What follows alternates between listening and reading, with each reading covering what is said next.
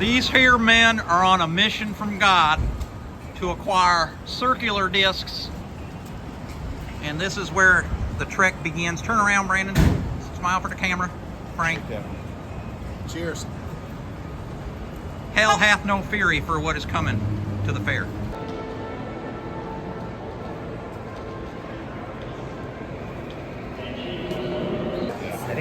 He ain't open yet. This guy right here tried to hand me his cash. Trouble.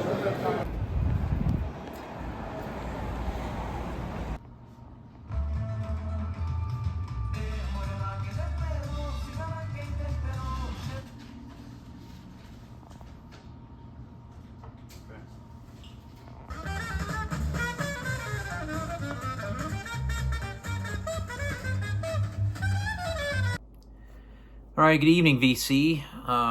So we are been back in Charlotte this week from the big trip up to Manhattan for WFMU. Got to stay in a really nice Airbnb in Manhattan this time, which was really ideal. Everything was right at your fingertips. It was a very short walk to Grand Central and then a really quick train ride out towards where the venue was at the, I think it was the Metropolitan Pavilion. Same venue as last year. Stayed with Dom Seeking a Thread, Brandon Faust in the Head channel, and Frank at JBL 100 from Pittsburgh, who drove up. And he was there helping a vendor from Indianapolis, who I ended up getting a record from the second day. Guy had great stuff. And he was there, you know, lending a hand to that vendor. And yeah, he found some great stuff when he got to dig. He was there. He was looking for some rare cassettes, and because they had a little bit of everything at the fair. There was a few CDs here and there, 7 inches, 10 inches. There's this one dealer that always has a great 78s. Along with good 7 inches. And Frank found some really cool cassettes, so he was pretty stoked. And yeah, the first day I got off the plane and got a cab ride into the city and had myself dropped off at Urgot Records in the East Village. And they had posted a lot of great free jazz records they got in a collection, I think around October 4th. So I kind of was hoping some stuff had survived. I walked in, very, very small place. I don't know why I pictured it being much bigger inside, but it's tiny. And on the jazz wall to the right, they had a lot of the BYG Actual titles that they had shown, you know, weeks prior. So I was hopeful that maybe they had a couple of the records I was looking for. There was a Tomas Stanko LP on K-Lig and a Dudu Pakwana on ICP. They did not have either. He said they both only lasted about 2 hours and were gone. And those were probably, I think the cheapest right now on Discogs for the Stanko was $650, but that it is one of my top grails to try to find. It's a difficult label to find records on. I've got just one Brodsman on K-Lig, but I ended up, the first record I picked out was one on the wall, really good price. Jacques Corsil, Black Sweet.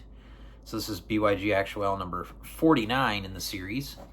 And I've been wanting to get this one for years. And this is a beautiful copy.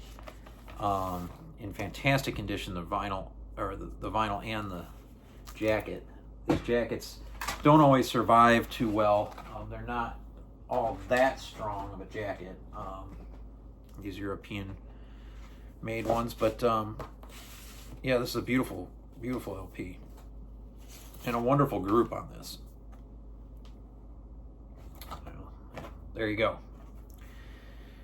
And I just got the box today. I had Dom ship everything here. Thank you, Dom. He did an amazing packing job. Had a perfect box for all these records, because I wasn't going to lug them on the plane. It's just too much weight. And as it turned out, I ended up having my flight delayed and had to move from one end of the airport to the other. It would have been quite something to have to haul all those records with me. I learned my lesson in Denver, I think, in January on that. And then we have this record I found in the bins. This is the second record I got at Urgot. And I was thinking maybe it was some kind of reissue because it said it's sealed. And they had a lot of really good jazz reissues, but this is an original dead stock copy of Munir AF and the Rhythm String Band, Volume 3, for them. I've been looking for this for a few years, ever since Alex highlighted this record, Diamond Marimba. This is a sealed copy. Haven't been able to even break the seal yet. This is 1989 Idabib Productions out of Detroit. Munir Fatah on cello is the featured player. And you have some acoustic guitar players here, a couple bassists, and a drummer, Wolfgang Erstadt. This is really, really fantastic music. From 1988, recorded in Basel, Switzerland. Yeah, excited to find that. And as it would happen, they had a few copies of this dead stock, and they had a booth at the fair. And I think maybe the second day, might have been the first day, maybe the second, Dom also got a sealed copy. So that was pretty awesome that we both were able to grab one. Then I was texting with a couple of groups of people that were going to be in New York, and Mike from the Jazz Bums replied, "Hey, stay there at the record store. I'm coming. I'll be there in 20 minutes. I'm on the 6 train." So he's coming down from Connecticut. So I waited there. It was really nice outside in New York, and I waited for Mike. He came. Got to meet him in person for the first time, which was awesome. And he looked through the bins there quickly, decided not to get anything. I think he really wanted to save his budget for the fair. But then he wanted to go to a couple other record stores, so we went to A1. And I hadn't been to A1 Records since, the 90s, maybe the 80s, late 80s. I went with my aunt on a trip to New York way back. Got CDs. So I guess that would have been the early 90s. And yeah, I liked a few records they had in there, especially on the wall. They had a Stanley Cowell. I probably, looking back, I should have bought it. I've never seen that record in person before. But I found this cheap in the bins. And so I left with just this one record for $7. Giorgio Gasolini meets this whole group of players, and I'm not even sure this label. Maybe PA USA. It's that version of this record. It's sealed. It does have a cut corner, so it was some type of, cutout bin record. Has the old hype sticker there. How old is your needle? Worn needles ruin records. I thought I'm gonna try to leave that on there. That's really great. But Jean-Luc Ponty's on this. It was in that section of his. Steve Lacy, Harry Beckett. The big draw for me on this is Tony Oxley is on drums. Anything with Oxley, it's gonna pique my interest. So yeah, $7, grab that. That's what I got.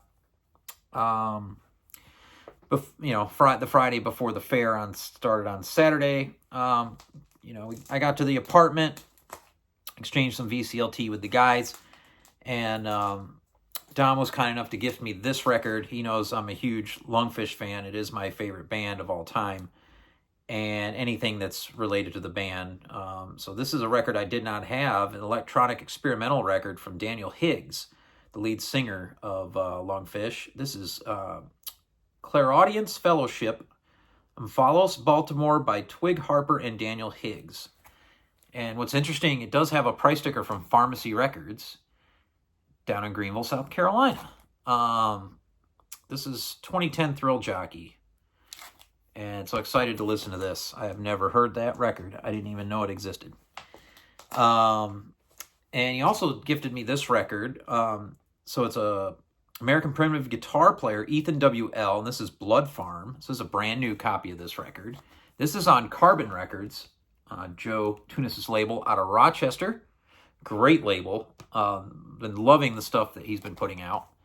And I need to get more of it, but this was a very nice gift from Dom. And then Brandon gave me this record, and you guys know how much Sun Ra I have in this house, and he gave me a title I didn't have. This is on Art Yard, the reissue of Media Dream, with a really cool cover. And yeah, did not have this Sun Ra. It is only a quartet, so which this is going to be excellent. I've listened to this, but it's been years, but this really good. Sun Ra's playing piano, organ, Moog synth, and rhythm machine. John Gilmore's on tenor, Michael Ray trumpet, and Luke Ali on drums. A scaled down version of the orchestra for sure, but fantastic music on this one. Yeah, stoked to get that to add to the Sun Ra collection. And then there was one record of Dom's list that I was interested in what he was selling before the fair. It survived. I didn't buy it at first because I figured, maybe I'd save my money for the fair and come back later and see if he still had it maybe weeks later. Well, he ended up marking it down $20, so I said, look, okay, I'm in. You can bring this with you. And that's Alton Ellis, Sunday Coming. I've been looking for this ever since this was highlighted by John 6-inch Pianist. This is on the Studio One label. Alton Ellis, fantastic reggae vocalist. So yeah, very, very pleased to get this one to add to the reggae collection. So yeah, that was Friday night before the fair started. Had 7 records already in tow, so a good start to things. So we go early in the morning, and we had the early bird tickets, which I think was from 10 to 1. And then it was open to the public after 1 o'clock, and it got nuts in there around 3 to 3:30. It was pretty intense. You really couldn't move in there. I got a little claustrophobic and hot in there. I ended up bonking like cyclists do, going at it, digging for records from basically 10 a.m. to about 3:30, 4 o'clock. I was done. I think it was open till 7, and the guys were going to dig as far as they could and then go out to dinner. I went back to the place and slammed waters and laid down. This old man could not keep up with those guys. It was pretty intense. I think I need to just remember to keep chugging these the whole time. Anyway, the first dealer we went to, and I had a kind of a plan of attack going in on maybe 4 or 5 dealers I really wanted to go to first the first day. And if I was going to spend money, they were going to be the dealers I would spend, money with on getting some rare stuff. And so the first table I wanted to go to this time around, I knew Joe at Basement Records was going to have the same records as last year, really expensive, but good, the best titles. So I changed it up. I went to Human Head first this year. But they had a guy there that I think maybe sells on consignment with them, and so he was kind of sharing the end of their setup, and he had just 2 bins of all original Brazilian records. So Dom and I went, that was the first bins we went through. Dom got 2 really great Brazilian titles from him, and I did as well. This one stuck right out, and I immediately grabbed it. This Caetano Veloso on Philips. There's your Philips label. Very stoked to find that. That was the first one. That's an original copy. And then this is one that Felipe had raved about in one of his videos showing his favorite Brazilian records. And in being from Brazil, you pay attention when he tells you it's good. I sampled this online a bunch of times. Beautiful music. One came up for sale recently for $150, a Japanese pressing, missing the obi, that Lance Permanent had on his Instagram, and I passed on it. I almost told him to bring it with him because him and Tara came to the fair, and they also are now in Den Bosch. But Elise and Tom, original on Phillips, a really, really nice copy. The vinyl is in fantastic condition. The cover's got just a little waving up here, but other than that, it's a absolute brilliant original copy. And I said, I'll take these 2 records. I wasn't even, day one, right out the gate. I wasn't expecting any discount. Wasn't going to ask for a discount. Guy took $30 off right off the top, for basically bundling 2 records. Really nice guy. He also hooked up Dom with Dom's 2 records. It was a really great start to the day. That was pretty much, I was hoping to find a Nara record over there, but I didn't. And I ended up not even really digging through Human Head stuff. After finding those 2, I think I was like, okay, I have some other records to look for, with some other dealers first, and then maybe I'll loop back there later on in the weekend. But right across from them was another guy with Brazilian records, and he had an original of the Lula Cortez. It was the star of the fair. It was dead mint all around, record and sleeve. Very, very rare to find in that condition. There was a whole story on how he got the record that he told us. It was very interesting. I was very surprised he would even sell something like that. But he had a top dollar on it. He had $8,500 on it, and I'm pretty sure they only took cash. So somebody was going to really have to buck up to get that record. I don't think it sold, but it was fantastic to see that record. It was, to me, it was the star of the fair. But they had a bin of some other things, some jazz. They had some great Brazilian too. They had a Gal Costa on my list. It was double what I had seen it on eBay, so I passed on it, even though it was a mint copy. I was really kind of behaving myself for the most part, both days, as far as what I was finding with prices. I really was trying to find the best deals I could. And this is one of them, maybe the best deal I got. This is Black and Beautiful Soul and Madness on the Jihad label. This was $40. These Jihad records are extremely difficult to find and go for a really good bit of cash. And it's just a private press, just a plain back. I'll show you the record here. It's got a nice additional sleeve they gave this, but it's not in the best of shape. I'd say, VG. So hence the price. But nothing feelable on the marks on the record.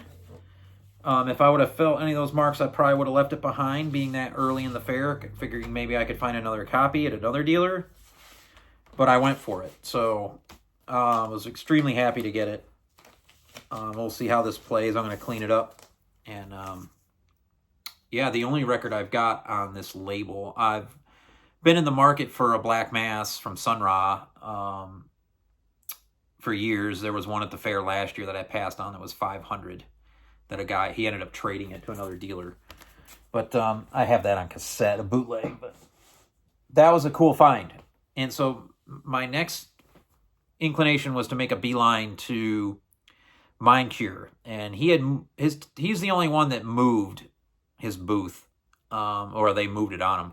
They put him in a really tough spot, in a corner where you could get stuck back there if someone was beside you couldn't get out. They'd have to move out. He was really tucked away back in there. But I immediately found 2 very interesting records that I pulled. One was an original Dorothy Ashby on Prestige in fantastic condition. He only wanted $50 for it. And you're going to get a deal from him when you package records. There was another very interesting, maybe Burton Green record I was looking at. Had those pulled, and then I saw this. This I know has been in his shop in the bookstore. He sells it in Pittsburgh. Fungus Books, and he had it with him. And so I was like, okay, I'm going to be getting this. I put those other 2 records back, and this is Death Chance Breakdowns and Military Waltzes on Tacoma from John Fahey. Been really into this stuff lately, basically thanks to Dom. And yeah, this is an early pressing. It's not a first pressings have a different cover, or more do-it-yourself put together cover. But this is a early one, was a really great price, and he took I think maybe 15 to 20 bucks off when I got 2 records from him. The other record I got, this was, I think, maybe the only punk record I picked up. As far as LPs, The Damned. And yeah, this is the Stiff Records, I believe original on blue is what he told me, and he had a really good price on this. It's in fantastic condition. Just a little bit of dust, needs some cleaning. Again, I just got these records in. Really nice shape on this one. Yeah, I've been looking for this for a while. I've got, this is 1977. I've got a box set, CD box set that I got from Premium Sound. That's all I really had of The Damned. I do need Machine Gun Etiquette, because that is Henry Rollins' favorite record. I've been reading his book. But grab that one. And that's what I got from Mind Cure. Then next, not too far from him, was the guys from Boston. And that's who I wanted to go to first, because they always have great free jazz and experimental music on their posts on Instagram. That's Music Research Library. And they're a group of young guys doing this. And so they really weren't looking to make many deals day one. They're younger guys. They got a lot of skin in the game. They're not, whatever price they had, that's pretty much what they wanted to get. But I pulled a copy out of their bins. Their heavy pieces were just in the bins to flip through. Just with everything else. So I pull a $600 L Saturn, and it was interesting. It was Hiroshima, the record I just bought from Alex, but a different version of it, an earlier, I guess, a first pressing label. But the cover was autographed by many members of the orchestra, including June Tyson, with an inscription to the buyer of the record. And I was like, well, I'm not going to fork out $600 just to have June Tyson's autograph, even though she's one of my favorites. I thought about it, but I left it there, and it was still there after day 2. No one forked out $600. They weren't budging on the price. But it was really cool to see. I do have a photo of it. And if I would have gone to them first, I would have been really tempted to just throw down on that and not really buy anything else. So I chose to get a bunch of records instead of that, is how it worked out. But they did have this record for a really great price for $50. This goes for a lot more. It's Harlem River Drive. And I've only had the 7-inch. This is on Roulette original. And this had belonged to one of the guys that runs the shop.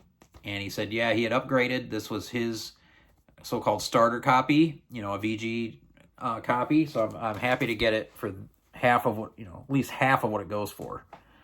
And then I did go over to Joe at Basement Records table, and he had all the glorious free jazz wonders on the wall, including the original Sun Ra's that are in pristine condition. A couple of the most difficult ones to find in that condition. Bad and Beautiful, Strange Strings, things like that. I can't remember what price he might have had $1,800 to $2,400 on some of those things. And he explained it. He said, it's his collection that he's from Brooklyn. He doesn't sell online. He doesn't sell in a store. It's just his personal collection. And if he has the big records on the wall, if you want to come in and hand him, and he's cash only, if you want to hand him that kind of cash, he will part with a record. If not, he will take it home and keep listening to it. That's just how some dealers are. Is if they don't have a store and it's just their personal collection, I don't see any issue with doing that. If you fork out for the records, you fork out for the records. The rarity is the big thing with what he has. But he has good stuff in the bins at halfway decent prices, and this was there, so I grabbed it. This is SME, SMO, the Spontaneous Music Orchestra, and any of these records with John Stevens on drums, I'm all about picking up. Big groups here. This is a really big ensemble. This should be. I think we listened to half of this at the apartment, and it sounded incredible. A lot of great musicians on here, including Evan Parker, Trevor Watts, of course John Stevens. Yeah, this is really, really good. So I was happy to find that one. And let's show you the label. It's got the old school Gem Records stickers that you'd see on a lot of records that would be imported into New York back in the day. Really cool label. There you go. There's your label.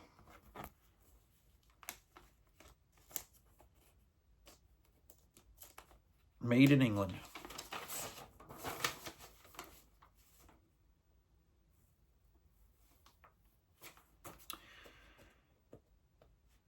So that's all I got at Basement Records. And after that, I was just kind of taking some time to say hello to as many people I knew there as I could run into. At that booth, I think the first person I ran into, I'm trying to think who all was there. CJ was there from DC, and I recommended a record on Horo for him, and he bought it. Looking forward to what he thinks of that stuff. And he was excited. He had found some great records. It was good to see him. I saw him last year as well. And then Notes and Tones walked up.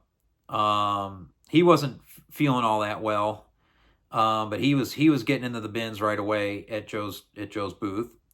Of course, saw Joe Analog Archive outside. He got there just after we did. Rich DG Mono from Albany was in line with us outside, and then of course the group of Chris Chance and Mr. Rojas walked up as well, all around 9:30, and so they had a better way of getting in this year. They had two lines, one line for the 1 o'clock start group and one line for the early bird. The line for the 1 o'clock had already started at earlier than 10, which was crazy. But they came out and they gave you a pass for 2 days and a ticket for the day. So you didn't have to get it at the door. You were already handing it when you were walking in. So it was way easier to get in this year than last. I ran into, of course, Lance and Tara from Permanent Records. It was great to talk with them. They were having a really good time finding things for their shop and for themselves.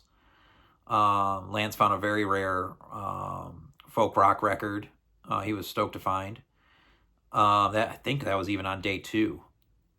And who else did I run into? There was so many people. A lot of VCers. There were 3 or 4 people that recognized me from the Jazz Bombs. That was really cool. People I didn't know. One guy, I think he said it was from Costa Rica. I mean, it was really, really cool. And yeah, there was, who else did we run into that had a booth? Oh, the man from Salina, Kansas had a booth there. And I had to, of course, say hello to him from Teddy. And I took a picture of him with the guys, Rojas and them. He's putting together a convention of his own out in Kansas, centered around members of the VC coming and having just top dealers, he said. None of the riffraff. So just high-end dealers. That could be very interesting. I think it's maybe next October is the word on that. Yeah, interesting. So after hanging out for a while, getting some food and whatnot, I think, and what was nice, you could leave and come back. We went and got pizza and came back. There were still some dealers setting up after we got back from lunch. And boom service set up in the back.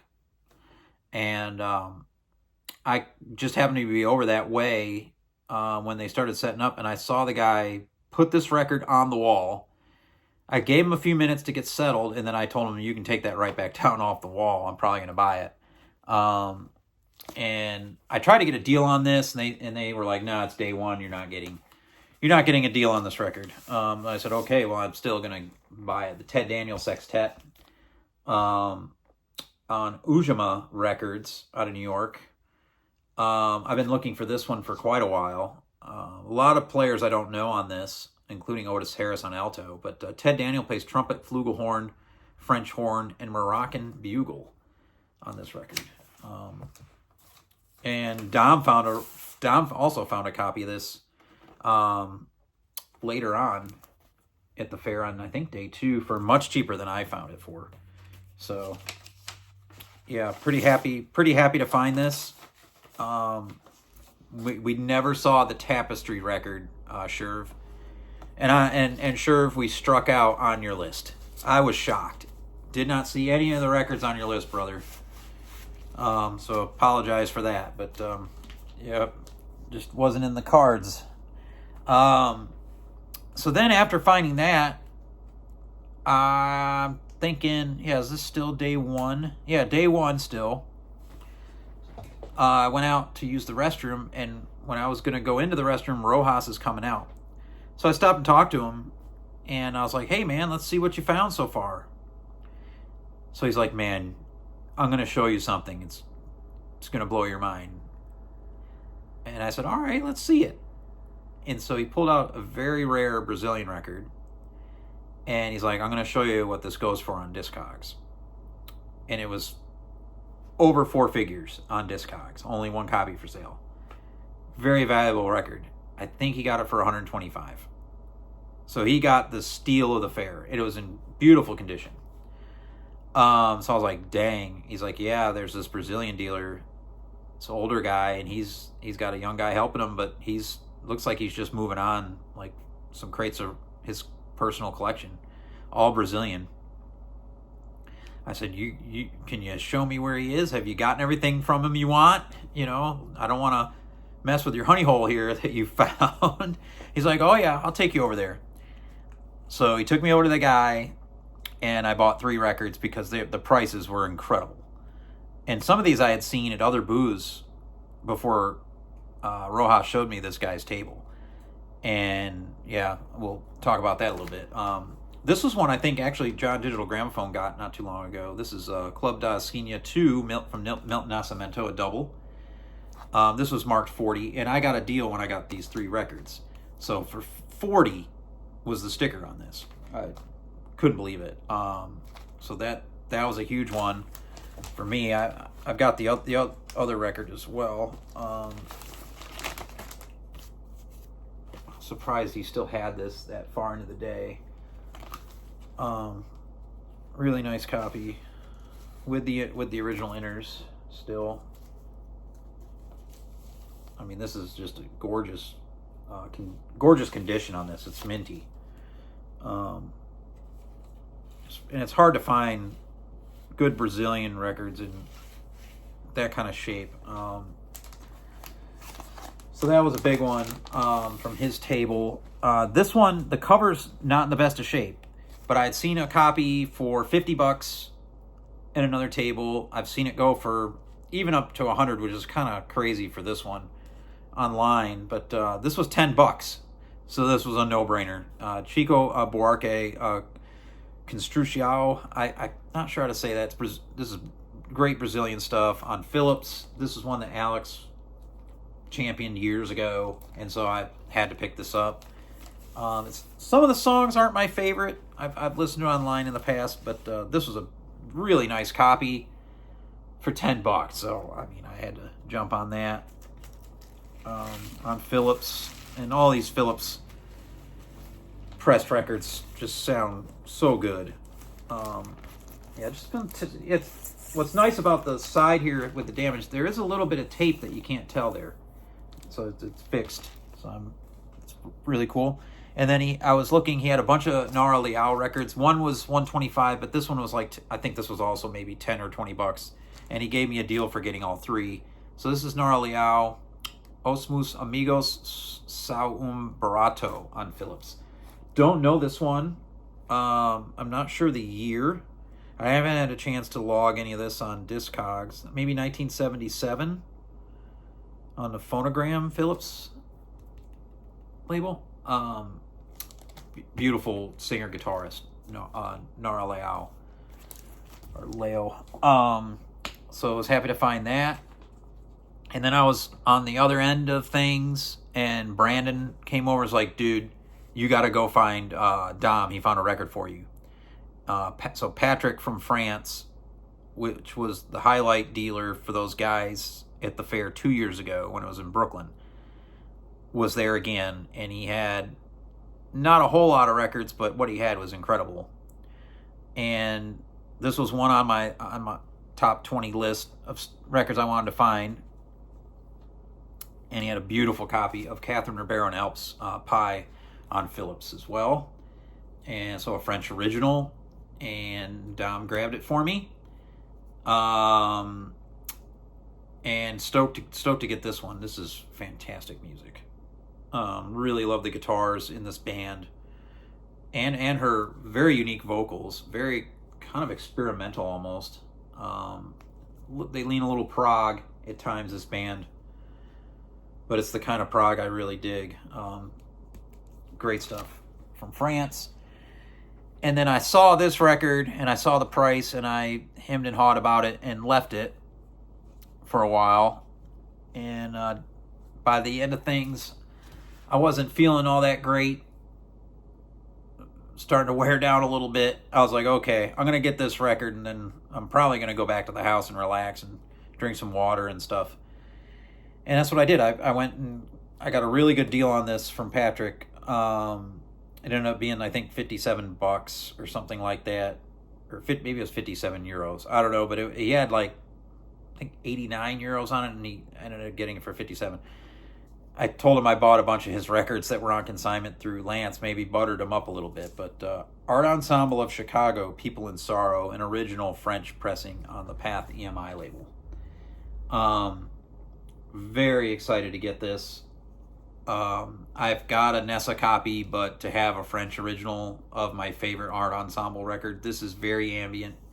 Not like a lot of the other Art Ensemble records you're going to hear. This one is just absolutely stunning, this music. So that was a big one. And that was day one. So it's a hell of a day one. I still had a good part of my budget. So I was happy about that, and was just resting up to make day two. And I hated it, but I really wasn't feeling good. And I missed the dinner meetup with all the other VC guys. They went to a barbecue place. And so I hated missing that, but I did need the rest, and I got to day two. And my plan day two was really, I'd kind of foreseen the whole landscape, and I didn't want to fork out money for the prices I saw on some of the other cool records I would have been interested in. So I was like, I'm just going to go for 7-inch records today. And not have a lot to haul around and all that kind of stuff. And really have fun seeing what Brandon and Dom were up to. And they were doing some wheeling and dealing. They brought some records for trade. They were able to do some of that. And but I tell you what, Dom is a machine. He went from all the way on one end to all the way the other end and did not miss a table day two. He was going to make sure that no stone was left unturned. And Brandon was kind of doing a similar deal. Between the two of them, I don't think a record didn't get looked at, unless it was a bin marked country or something. They didn't really want to look at country records. But yeah, they went through the whole fair day two, and I also left her a little earlier than them. I was just beat. I don't know how many miles I walked going back and forth up the aisles of this damn fair. But I did get one LP because I wanted to look to see what all that Indianapolis dealer had that Frank was helping out.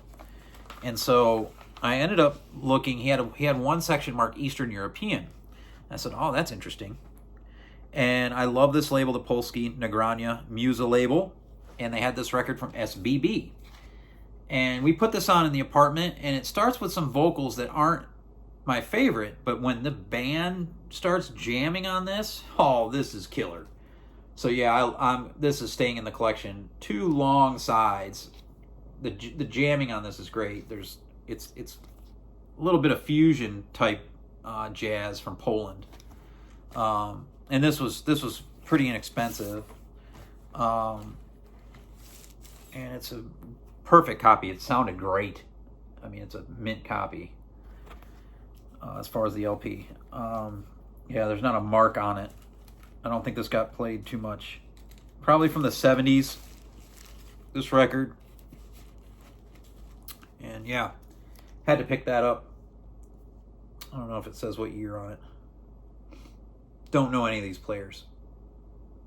Antimus Apostolos on guitar. And it's got a Joseph Skurzek plays the Moog synthesizer on this. Drummer's excellent. It's just a trio. Really cool album, and dig the artwork. So that was the last LP I picked up. And then there was a guy that had just 2 long things full of 7 inches. And he had a few laid out beside him, and they're all original African 7 inches. And I said, oh, this is intriguing. So I need to look through these. And he had the same price on every one. No matter condition, no matter anything. $10 each. They're all $10. He goes, give me a price and you can take the whole box. It was day 2. He wanted to move these things. And he said, nobody. And he said, not a soul looked at him day 1. Because he had some other things. These were beside his crates of LPs. Said nobody went through these. I said, okay. And so I took a punt on a few of these. I didn't know any of the artists in all these 7 inches, but I had to grab a couple of them because they're in fantastic condition, some of these. And I just went for ones that said jazz band on them. So we'll see what these end up sounding like, but just check this label out. How cool is that? And it's Timothy Oguto, Tom Abdaambo, and George Ramagle, CK Jazz Band. I think that's what it is.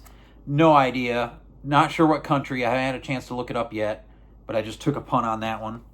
And then this one I grabbed because this one you could tell has been played and it's been written on, and it says that it's jazz, and it's on the Path label from France, but it's an African record, and so just took a punt on this one. This is Lizai #1 Simaro OK Jazz from Kenya. It says it's from made in Kenya. So this is a Kenyan band more than likely. So I'm looking forward to checking that out. We'll report back later. This one, the other one, let me see if I can figure out what country this might be from. I'm not sure. Let's see if it says on the label where it was pressed. This one's from Nairobi. And I don't think I have anything from Nairobi. Well, no, Nairobi's in Kenya as well, but so now I have 2. I think they're both Kenyan records. So there you go. And then I wanted to go to this one guy that's in the far back corner. And he had his personal collection for sale. His prices were, of course, top dollar on everything, even though it was mostly 7 inches, because it's his personal collection. Again, if you want to buy it, go for it. If not, he'll take it home, continue to play it. He had all of the original Cramps 7 inches. Most of them that were like $350. He had a lot of cool 7 inches, a lot of rockabilly. There was a young Japanese guy over there that was, you could tell, all he was buying at the fair were 7 inches. He had a little turntable there to listen to some of these on, and he was playing one band, I forget the name, but it sounded a lot like Charlie Feathers. It was kick-ass. And I was like, that's a good one. And he was like, oh yeah, I'm buying it. And so you could play it through the speakers and hear it. It was really cool. Now he had one Cramps record that was affordable, and so I bought it. It's original Cramps 7-inch. I Ain't Nothing But a Gorehound on orange vinyl. On what, New Road Records, or I don't know the label, but there you go. Cramps. So got some rockabilly or shockabilly or whatever you want to call that from that guy. And then I was just kind of hanging with Dom, seeing what he was up to. And we ended up helping Mike, Jazz Bum Mike, pick up a Max Roach record. That was really cool. Dom packaged it with another record from this Jersey dealer that was cash only, so that ended up working out for both of them. But on the other side of that guy was like a husband-wife team that had tons of great European 7-inches, a lot of French, all with picture sleeves, 2 huge rows of just 7-inches for soundtracks, all very interesting. And prices seemed to be pretty fair. They did have one original Serge Gainsbourg 7-inch that I really wanted, but it was $120 for the 7-inch. It's just too much. And I still hate I passed on that. But they had this one for $12, and I took a chance on this one. This one's music from the Congo. This is Joachim Ngoy and Les Troubadours du Roi Baudouin on Philips Missa Luba. That cover just drew me in, and it's on Philips. And again, I haven't heard these yet. I'm looking forward to spinning all this stuff. But yeah, this was $12. I wasn't passing up something like this to give took a punt on that. And so that was my haul from WFMU this year. Just took it easy. Day 2, it was a lot easier getting around and talking to people. A lot less people in there. It wasn't cramped at all day. Just a really great vibe on day 2. I talked to Chris, that was there with Chance and Rojas for quite a while. Real nice guy. It was easy to find him and Brandon at the fair because they're like the tallest guys at the whole thing. And he had found some really cool records. I know he got a really nice white label promo Bob Dylan record that he wanted. Found some cool stuff. We were talking jazz a little bit. Yeah, and they got a picture with Chad Kassem. A lot of cool people there. Kieran Hebden, Fortet was there in the bins. And I can't remember if it was Dom or Brandon. I think Brandon, he had a record and he put it back, and then Brandon bought it because he thought Hebden was going to buy it. I saw when I was back getting food in the other side and a drink. The guitarist for Patti Smith was there, and there was a film crew following him around. Lenny Kaye. I guess he had been there the year before. Dom had seen him there. There were some interesting people there at the fair. I ran into a couple of the ladies from the Record Safari film. I forget their names. One was working the tickets desk on day 2. I talked to her for a little bit, and then the other girl was back listening to 78s. I said hello to her. Made sure I hit on the women's that were there from the Record Safari movie.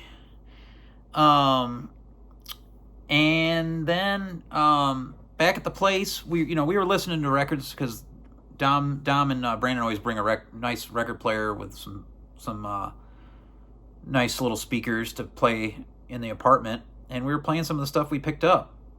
And this was one record, the last record I ended up getting, that Brandon bought, and he put it on, and he goes, man, I used to dig this kind of music, but it's just not for me anymore. It's just kind of space sounds. And I dug it. I was like, well, he goes, I'm going to sell it. I'll throw it on Discogs. So he put it on Discogs right then and there. And I ended up saying, you know what, I'll take it from you. So it's a group called Once on Cinema Records. And I don't know much about the record other than I dug what I heard. So I bought this off of Brandon for what he paid for it. And that's what I got at this year's WFMU. It was a really great time. We went and had ramen on the last night, and it was wonderful.